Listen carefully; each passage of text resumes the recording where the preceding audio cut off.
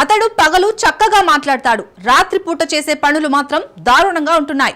అందుకే అతడిని కట్టడి చేస్తాం. ఈ మాటలు అన్నది ఎవరో కాదు, అమెరికా అధ్యక్షుడు డొనాల్డ్ ట్రంప్. రష్యా అధ్యక్షుడు పుతిన్ గురించే ట్రంప్ ప్రస్తావించాడు. పుతిన్ తీరు కారణంగానే ఉక్రెయిన్ కు పేట్రియాట్లు ఇస్తున్నట్లు అమెరికా అధ్యక్షుడు చెప్పాడు. అయితే ఉక్రెయిన్ కు తాము ఫ్రీగా పేట్రియాట్లను ఇవ్వడం లేదని తేల్చేశాడు. పేట్రియాట్ల డీల్ బిజినెస్ లో భాగమని తేల్చేశాడు. నిజానికి అమెరికా చేస్తున్న గలీజ్ పనే ఇది. ఎక్కడ అవకాశం ఉంటే అక్కడ ఉద్రిక్తతలను పెంచుతుంది, ఆయుధాలను విక్రయించి సొమ్ము చేసుకుంటుంది. అసలు అమెరికా ఆయుధ విక్రయాలతో కాసులు కురిసేది ఎవరికి? యుద్ధాల్లో అసలు విజయం ఎవరిది? Let's watch.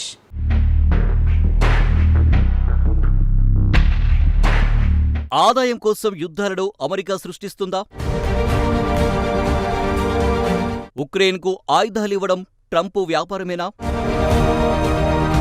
ఉక్రెయిన్ యుద్ధాన్ని ట్రంప్ తీవ్రతరం చేస్తాడా?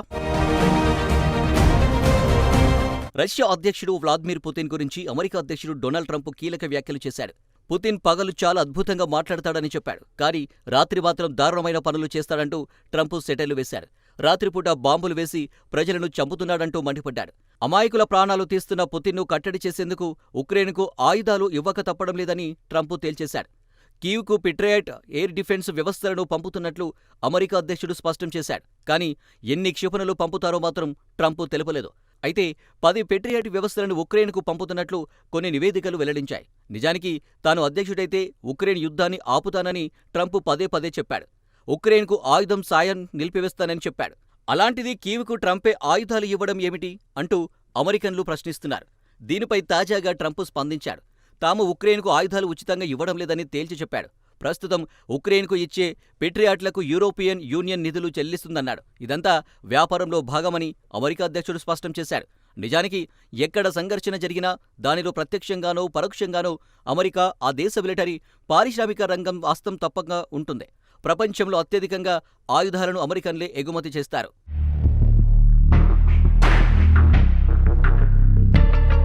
అమెరికన్ ఆయుధాలు యుద్ధాన్ని ఆపేయడమే కాదు, కొన్నిసార్లు సంఘర్షణలను తీవ్రతరం చేస్తాయి. ఆ ఆయుధాల్లో అమాయకుల ప్రాణాలు పోతుంటే అమెరికా మాత్రం లాభాలను పొందుతుంది. ప్రపంచవ్యాప్తంగా జరిగే సంఘర్షణలతోనే అమెరికన్ ఆయుధ పరిశ్రమలు లాభాలతో దూసుకెళ్తున్నాయి. యుద్ధాలను తమకు అనుకూలంగా మలుచుకుంటున్నాయి. ఈ యుద్ధాల్లో అసలైన విజేతలు ఈ ప్రైవేట్ మిలిటరీ కాంట్రాక్టర్లే. తాజాగా అమెరికాకు చెందిన the Queens Institute of Responsible statecraft QIRS కొత్త నివేదికను విడుదల చేసింది. 2020 నుంచి 2024 మధ్య కాలంలో అమెరికా ఆయుధ కొనుగోలు, విక్రయాల వివరాలను ఈ సంస్థ సేకరించింది. అమెరికా రక్షణ శాఖ ఏకంగా $4,40,000 కోట్ల వెచ్చించింది. అమెరికా చేసిన ఈ ఖర్చులో మొత్తం 54% ప్రైవేట్ కంపెనీలకే వెళ్లిపోయింది. ఇది అమెరికా రక్షణ బడ్జెట్లో సగానికి పైగా ఉందన్నమాట. సింపుల్గా చెప్పాలంటే $2,40 కోట్ల నిధులు ప్రైవేట్ కంపెనీలకే వెళ్లిపోయాయి. ఇందులో టాప్ 5 కంపెనీలు అందరికీ బాగా తెలిసినవే. మొదటిది లాక్హీడ్ మార్టిన్. ఈ సంస్థ $31,300 కోట్ల అందుకుంది. ఇక రెండో స్థానంలో RTS నిలుస్తుంది. గతంలో దీన్నే రేథియాన్ అని పిలిచారు. ఈ సంస్థ $14,500 కోట్ల పొందింది. మూడో స్థానంలో బోయింగ్ నిలిచింది. $11,500 కోట్ల ఈ సంస్థ అందుకుంది. నాలుగో స్థానంలో జనరల్ డైనమిక్స్ ఉంది.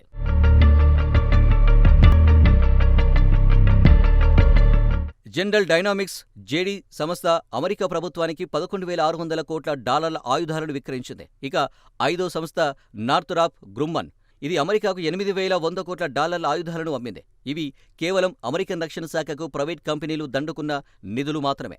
ఈ మొత్తం కలిపితే గత 4 ఏళ్ల కాలంలో $77,100 కోట్ల కేవలం 5 కంపెనీలు సంపాదించాయన్నమాట. అయితే ఇదేమీ కొత్త కాదు. 2025 యుద్ధాలు, అంతర్జాతీయ సంఘర్షణలు కూడా అమెరికన్ రక్షణ పరిశ్రమలు గణనీయంగా లాభాలను ఆర్జించాయి. 2024 అమెరికా ఆయుధ విక్రయాలు 29% పెరిగాయి. మొత్తంగా గతేడాది $31,400 కోట్ల ఆయా కంపెనీలు ఆర్జించాయి. ముఖ్యంగా ఉక్రెయిన్, గాజా, దక్షిణ చైనా సముద్రంలో డ్రాగన్ సైనిక నిర్మాణాలే అమెరికా ఆయుధాలకు మంచి గిరాకీ తెచ్చిపెడుతున్నాయి. ఈ ఆయుధ విక్రయాలు 2033 నాటికి $44,700 కోట్ల చేరుకుంటాయని అంచనాలు వెలువడుతున్నాయి. నిజానికి అమెరికాలో రక్షణ పరిశ్రమలో ప్రభుత్వ, ప్రైవేట్ భాగస్వామ్యం ఉంది. ఈ పార్ట్నర్షిప్ అమెరికా కంటే పాతదని చెప్పొచ్చు. 18వ శతాబ్దంలో అమెరికాలో రేగిన తిరుగుబాటు సమయంలో ప్రైవేటు వ్యాపారులే సైన్యానికి బూట్లు, బుల్లెట్లను అందించారు. ఆ తర్వాత 19వ శతాబ్దంలో అమెరికాలో అంతర్యుద్ధం మొదలైంది. సైన్యం వెంటనే ఆయుధ విక్రయదారులు నడిచారు. ఆయా సంస్థల విక్రయదారులు తమ ఆయుధాలను వెంట పెట్టుకుని వెళ్లారు.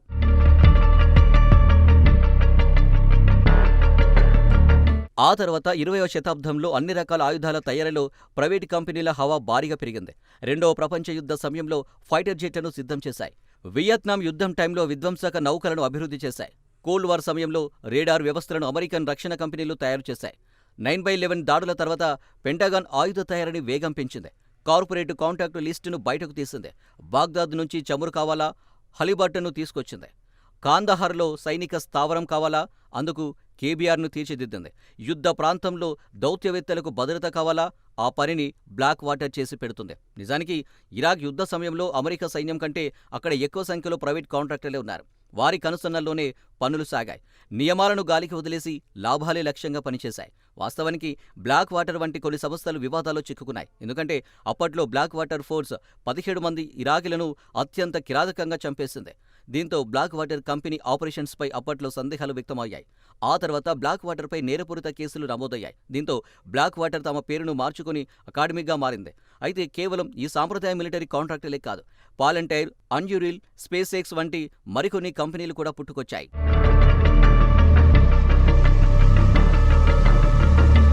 ఈ ప్రైవేట్ కంపెనీలు మిలిటరీ సాఫ్ట్వేర్ల విక్రయాలు ప్రారంభించాయి. యుద్ధ భూమిలో కదలికలను అంచనా వేసి ఏఐని, పైలట్లు లేకుండా వెళ్లే డ్రోన్లను ఈ సంస్థలే తయారు చేశాయి. దీంతో టెక్ కంపెనీలు పెద్ద ఎత్తున డబ్బును సంపాదిస్తున్నాయి. సైన్యాన్ని తీవ్రంగా మార్చేసే శక్తులుగా ఎదిగాయి. అయితే ఇలా ప్రైవేట్ కంపెనీలను ఉపయోగించేది ఒక్క అమెరికానే కాదు, చాలా దేశాలు యుద్ధాల్లో ప్రైవేట్ సంస్థలను ఉపయోగిస్తున్నాయి. యుద్ధాల్లో లాభాలను చూడకూడదు, కానీ దురదృష్టవశాత్తు ఇప్పుడు అదే జరుగుతుంది. గతంలో అమెరికా సైనిక కాంట్రాక్టర్లు సహాయక పాత్రలో ఉండేవారు. ఇప్పుడు ఆ సంస్థలే ప్రధాన ప్లేయర్లుగా మారాయి. ఈ సంస్థలు నియమాలు ఉండవు, నిబంధనలు అస్సలు పట్టించుకోవు. సైన్యం తప్పు చేస్తేనే విచారణ ఉంటుంది, కానీ ప్రైవేట్ సైన్యానికి అలాంటి విచారణలు ఏమీ ఉండవు. అందుకే ప్రజలకు తెలియకుండానే యుద్ధాలు ఎక్కువ కాలం కొనసాగుతున్నాయి. యుద్ధం దీర్ఘకాలం కొనసాగాలంటే ఆయుధాలు అవసరం. వాటిని అమెరికాలోని ప్రైవేట్ రక్షణ కంపెనీలు ఆ బాధ్యతను తీసుకున్నాయి. ప్రజాప్రతినిధులతో రక్షణ కాంట్రాక్టర్లు సన్నిహిత సంబంధాలు ఏర్పాటు చేసుకుంటున్నారు. ఎందుకంటే అమెరికా కాంగ్రెస్ రికార్డు స్థాయిలో సైనిక బడ్జెట్ను ఆమోదిస్తుంది. ఆ బడ్జెట్లో భారీగా సైనిక కాంట్రాక్టర్లకు పెంటగాన్ బదిలీ చేస్తుంది. లాభాలను ప్రజాప్రతినిధులతో కంపెనీలు పంచుకుంటున్నాయి. దీంతో రక్షణ కంపెనీల వ్యవహారం 3 పువ్వులు 6 కాయలు అన్నట్లుగా సాగుతుంది. ఇక రిటైర్డ్ ఆర్మీ అధికారులు ఆయా కంపెనీలో కన్సల్టింగ్ ఉద్యోగాలు లేదా బోర్డులో స్థానాలు సంపాదిస్తారు. షార్ట్గా చెప్పాలంటే అమెరికన్ ప్రైవేట్ కంపెనీలు యుద్ధాల నుంచి లాభాలను పొందుతాయి. లాభాల కోసం అమెరికా నడిపే చీకటి యుద్ధం తంత్రమిది. ఆయుధ వ్యాపారంలో అసలైన సీక్రెట్ ఇదే. ఆయుధ లాభాల నుంచి నిజంగా లాభాలను పొందేది మాత్రం కేవలం అమెరికన్ కాంట్రాక్టర్లు, రక్షణ పారిశ్రామిక సముదాయమే. యుద్ధం ఎలా ముగిసినా విజయం దక్కేది అమెరికన్ రక్షణ కంపెనీలకు మాత్రమే.